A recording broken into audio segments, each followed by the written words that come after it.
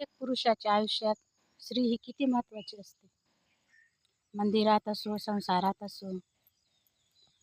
मंदिरात गेलं तर प्रभू रामचंद्राबरोबर माता सीता असते. पंढरपूरला गेलं तर पांडुरंगासोबत माता रुक्मिणी असते. भगवान शंकराबरोबर माता पार्वती असते.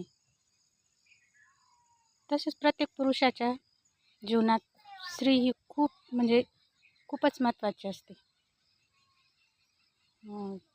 अभ्यासाला बसल्यानंतर विद्या, जेवणाला बसल्यानंतर अन्नपूर्णा, पैसे कमायला लागल्यानंतर लक्ष्मी, दिवसाची सुरुवात करताना उषा, दिवसाचा शेवट संध्या. तरी पण मग किती अहंकारात जगतो. मी जसा काही सार्वभौम ताठा असतो त्याला, पण एका स्त्रीशिवाय तो अपूर्ण असतो, येतो विसरून जात असतो.